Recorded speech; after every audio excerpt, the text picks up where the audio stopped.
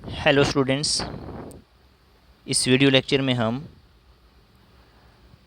Dalton's atomic theory के बारे में डिस्कस करेंगे। Dalton's atomic theory, right. तो डाल्टन एटॉमिक थ्योरी जो है क्या कहती है? The concept that matter is composed up of very tiny particles was given by Indian and Greek philosophers. ये जो कंसेप्ट है कि मैटर जो है बहुत ही छोटे छोटे पार्टिकल से मिलके बना है, ये कंसेप्ट जो है इंडियन और ग्रीक फिलासफर्स ने दिया था। द ग्रीक फिलासफर, जिसका नाम था Democritus, suggested that the ultimate particle of matter is atom. कि मैटर जो है ये किससे बना है? एटम से मिलके बना है। This is according to Democritus. The word atom has been derived from the Greek word atomos, ATOMOS। जो एटम वर्ड है ये ग्रीक वर्ड एटोमस से ड्राइव किया गया है, जिसका मीनिंग था इनडिविजिबल, राइट।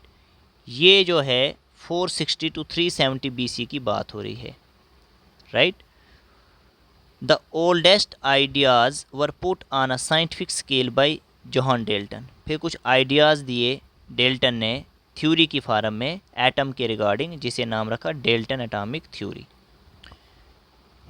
तो बाद में ये थ्योरी जो है फेल हो गई, लेकिन पढ़ना तो है कि कहाँ पे लिमिटेशंस आई, कहाँ पे जो थे डिसएडवांटेजेस थे और उनमें क्या मॉडिफिकेशंस लाई गई, राइट। तो एक बार जो हमें लाइट आइडिया होना चाहिए इसकी थ्योरी के बारे में, राइट। अब इस थ्योरी के जो मेन पोस्टुलेट्स हैं वो क्या हैं, right. Postulates are important points of this theory. पहला पॉइंट इन्होंने कहा था कि matter consist of minute indivisible indestructible particles called atoms. कि मैटर जो है ये एटम्स से मिलके बना है, और अकॉर्डिंग टू डेल्टन एटम जो है इंडिविजिबल है, इंडिस्ट्रक्टिबल मैटर है। लेकिन ये पॉइंट जो है बाद में फेल हो गया, क्योंकि एटम्स के अंदर भी बहुत सारी चीज़ें पाई जाती हैं।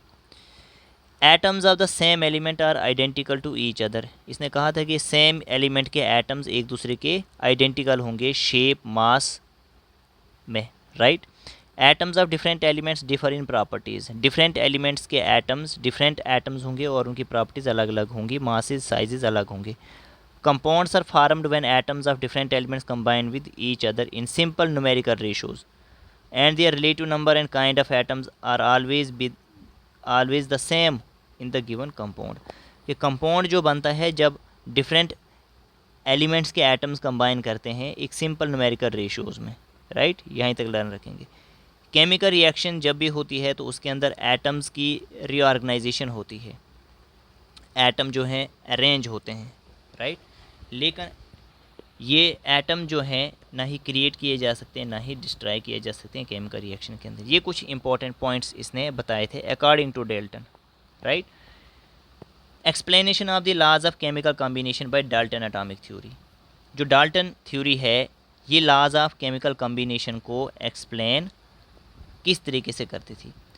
जो लॉज ऑफ केमिकल कॉम्बिनेशन है, law of conservation of mass, इसने कहा कि मैटर जो है वो एटम से मिलके बना है, तो ये पहला पोस्टुलेट है, दिस वन, राइट।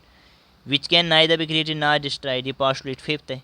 ये बात भी बोली थी, तो ये लाज में भी है, राइट। तो लाज को किस तरीके से एक्सप्लेन करती है Dalton atomic theory? Law of constant composition. अब लॉ ऑफ कांस्टेंट कंपोजिशन में क्या है कि law of multiple proportion and law of reciprocal proportion follow in directly postulate 5। जो फिफ्थ पोस्टुलेट है कि जो हमारे पास केमिकल रिएक्शन के अंदर जो एटम है, ना ही एटम को क्रिएट किया जा सकता है ना ही डिस्ट्रॉय किया जा सकता है, रीऑर्गेनाइज किया जा सकता है, तो वो पोस्टुलेट 5 है। जो हमारे पास लॉ ऑफ मल्टीपल प्रोपोर्शन और लॉ ऑफ रेसिप्रोकल प्रोपोर्शन है, दे फॉलो पोस्टुलेट 5, जो ये मैंने यहाँ पे 5th पोस्टुलेट बताया है, राइट। लिमिटेशंस क्या हैं इसकी? Dalton atomic theory give a powerful initiative to scientist.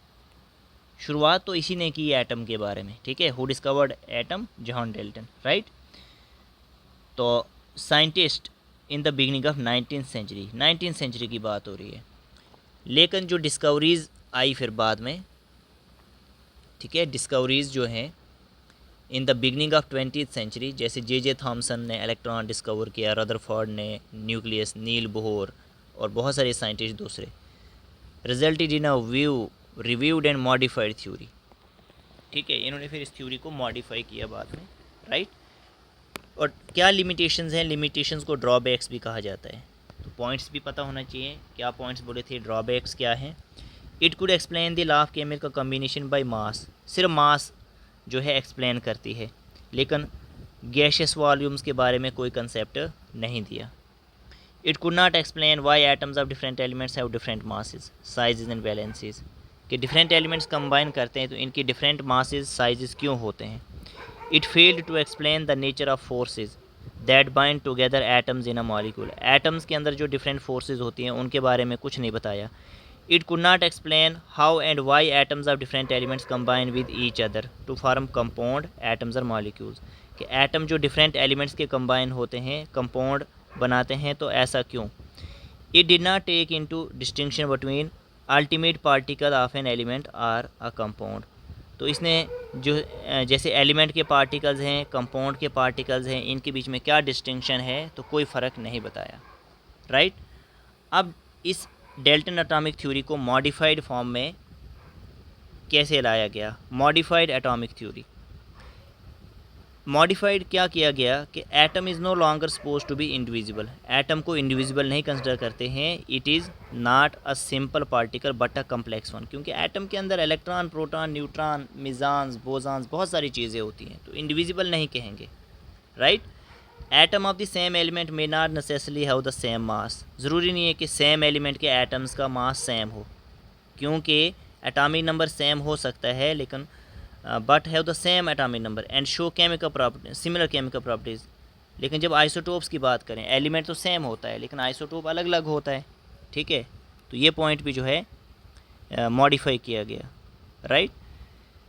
Atoms of different elements may have the same mass, but they always have different atomic number and differ in chemical properties। जब isobars की discovery हुई, right, तो different elements may have the same mass, different elements का भी same mass हो सकता है, different element के एटम्स का भी मास सेम हो सकता है, क्योंकि आइसोबार होता ही है कि एटॉमिक नंबर डिफरेंट होता है लेकिन मास नंबर सेम होता है, right. Atoms of one element can be transmutated into atoms of other element, जिसे हम आर्टिफिशियल ट्रांसम्यूटेशन कहेंगे। एक एलिमेंट का एटम दूसरे एलिमेंट के एटम के अंदर ट्रांसम्यूट किया जा सकता है, राइट। कुछ सर्टेन ऑर्गेनिक कंपाउंड्स में, जैसे प्रोटीन हो गए, स्टार्च हो गए, cellulose, ratio in which atoms of different elements combine can not be regarded as simple, तो वहाँ पे जो रेशो होती है एलिमेंट्स के कंबाइन होने की, वो सिंपल नहीं होती है, तो इन्होंने कहा था कि सिंपल होती है। बहुत सारे कंपाउंड्स हैं जो लॉ ऑफ कांस्टेंट प्रोपोर्शन को फॉलो नहीं करते, जो मैंने एक लिमिटेशन में भी बताया था कि ऑर्गेनिक कंपाउंड्स होते हैं, राइट, तो उनके अंदर जो रेशो होती है वो फिक्स नहीं होती है। तो वैसे कंपाउंड्स को जो लॉ ऑफ कांस्टेंट प्रोपोर्शन को फॉलो ना करें, नॉन स्टाइशोमेट्रिक कंपाउंड्स उन्हें कहा जाता है, राइट। और फिर एक लास्ट पॉइंट जो है, mass of atom can be change into energy according to Einstein equation E equal to mc²। E जो है एनर्जी है, m जो है मास है, c जो है वेलोसिटी है लाइट की। तो ओवरऑल जो है ये theory examination point of view से इम्पॉर्टेंट है।